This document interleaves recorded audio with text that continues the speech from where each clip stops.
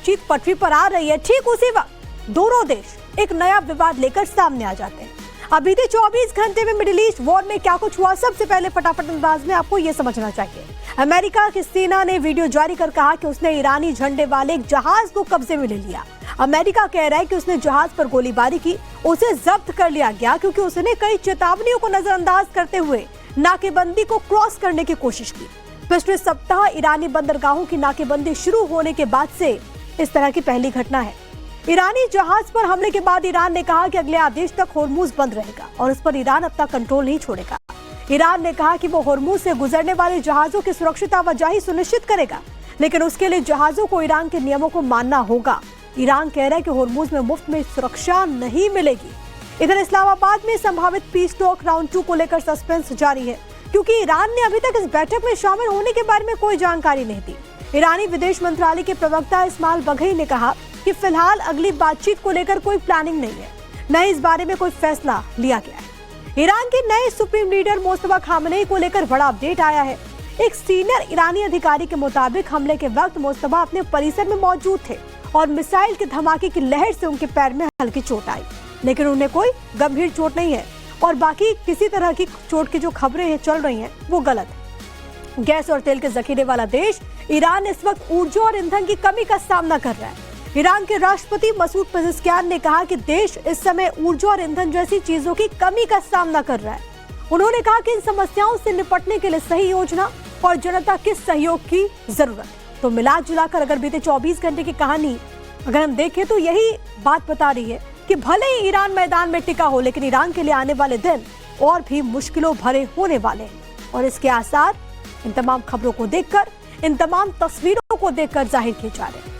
तो इधर अमेरिकी नौसेना ने ईरानी जहाज चूस्का को अपने कब्जे में ले लिया। ईरान ने अमेरिका के इस कदम के सीजफायर का उल्लंघन और समुद्री डकैती करार दे दिया है।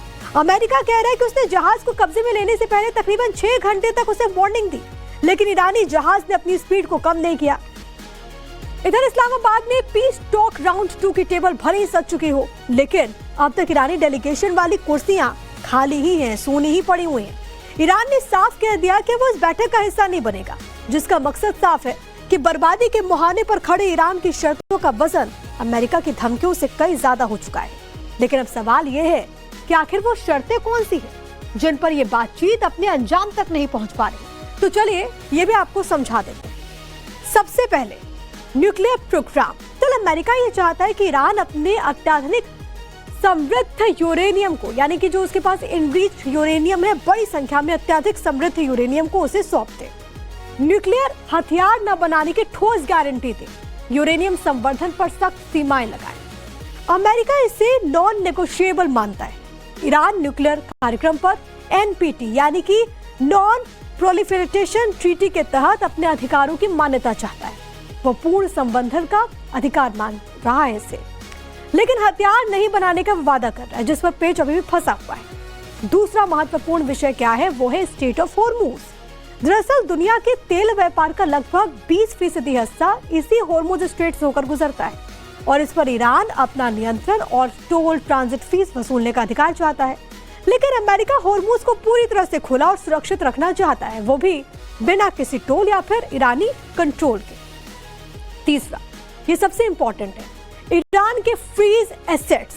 ईरान सभी अमेरिकी प्रतिबंध यानी कि प्राइमरी एंड सेकेंडरी सैंक्शन हटाने और विदेश में फ्रोजन संपत्तियों को रिलीज करने की मांग कर रहा है और इस पर अमेरिका प्रतिबंधों में बड़ी राहत देने को तैयार है, लेकिन इसके बदले न्यूक्लियर और मिसाइल कार्यक्रम पर ईरानी रियायतें चाहता है। चौथा है नुकसान की भरपाई। ईरान ये चाहता है कि जंग में उसका जो भी नुकसान हुआ, जो भी तबाही मची है अमेरिका और इजराइल की तरफ से, उसकी भरपाई मुआवजे के तौर पर अमेरिका करे, जिस पर ईरान ने ईरान के 270 बिलियन डॉलर, लगभग 270 अरब डॉलर की राशि का आंकड़ा दे दिया ईरान ने। लेकिन अमेरिका ने वॉर रिपेरेशन की मांग को अस्वीकार कर दिया है या इसे पूरी तरह से नजरअंदाज कर दिया। यूएस का ये मानना है कि आक्रामक पक्ष नहीं है, बल्कि ईरान के न्यूक्लियर कार्यक्रम और क्षेत्रीय गतिविधियों के जवाब में कार्रवाई कर रहा था। पांचवा और आखिरी, क्षेत्रीय संघर्ष। ईरान चाहता है कि सीजफायर में लेबनान को भी इसका हिस्सा बनाया जाए और पूरे क्षेत्र यानी कि लेबनान, यमन, इराक में युद्ध की समाप्ति और गैर आक्रामकता की गारंटी वो मांग रहा है, जिस पर अमेरिका और इजराइल का पक्ष साफ है कि वो लेबनान को इस सीज़फायर का हिस्सा नहीं मानते। ये तमाम वो बातें हैं, जो शर्तें हैं जो यहाँ पर रखी गई है ईरान की तरफ से। लेकिन बड़ी बात यह है कि क्या इसे अमेरिका मानेगा, क्योंकि अमेरिका के तेवर तो ये नहीं बता रहे। इधर इस्लामाबाद में पीस टॉक राउंड 2 की टेबल सजी है, लेकिन ईरान ने साफ कर दिया कि वो इस मीटिंग में कतई शामिल नहीं होने वाला और सीज़फायर टेबल पर ईरानी साइड वाली कुर्सियां अभी भी इंतजार में ही है। आखिर ईरानी डेलीगेशन आएगा तो आएगा कब, आएगा या फिर नहीं। इसी बीच ईरानी विदेश मंत्रालय के प्रवक्ता इस्माइल बघाई के बयान ने साफ कर दिया कि मुनीर और शहबाज की कराई मेहनत पर पानी फिरने वाला है। दरअसल उन्होंने कहा कि इस बैठक के लिए फिलहाल ईरान की कोई प्लानिंग नहीं है। वैसे तो इसमें कोई दो राह नहीं है कि मिडिल ईस्ट में जारी इस बारूदी जंग में सबसे ज्यादा बर्बादी ईरान ने ही देखी है। अपनी सुप्रीम लीडरशिप के साथ साथ ईरान का वो सब कुछ इस जंग की आग में जल गया, जिसे बनाने में उसे वर्षों लग गए थे। अमेरिकी राष्ट्रपति डोनाल्ड ट्रंप का तो यहाँ तक दावा है कि अगर अभी इस जंग का खात्मा होता भी है तो ईरान को अपने वजूद को दोबारा खड़ा करने में कम से कम 20 साल से ज्यादा का वक्त लगेगा।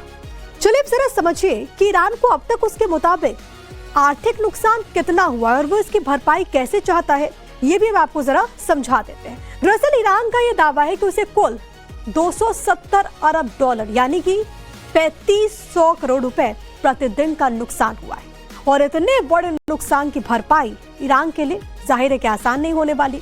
इसी के साथ एक दिन में तेल का निर्यात औसतन 1.5 मिलियन बैरल का होता है, लेकिन होर्मुज स्ट्रेट पर अमेरिकी नाकेबंदी के बाद से ये निर्यात ठप पड़ा है। और जरा सोचे कि अभी अगर 10 से 15 दिन और रुक गया तो इससे जो पंपिंग स्टेशंस हैं उनको भारी नुकसान पहुंच सकता है, जो कि अमेरिका चाहता भी है कि ईरान को ऐसी आर्थिक चोट मिले कि जंग तो छोड़िए उस पर खाने के भी लाले पड़ जाए।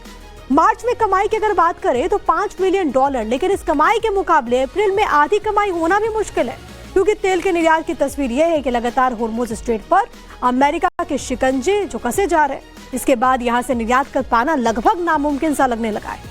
और अगर यही सिचुएशन बनी रही तो आप समझिए कि ईरान का क्या हश्र होने वाला है। और इस जंग के दौरान ईरान की कई इमारतें मलबे में तब्दील हो चुकी है। उसकी पूरी नौसेना 158 जहाज तक समंदर में गुम हो चुके हैं और अब तक के हमलों में ईरान की 4 लाख बैरल उत्पादन क्षमता हर रोज कम हो रही है, क्योंकि आप पूरी तरह से उत्पादन बंद नहीं कर सकते।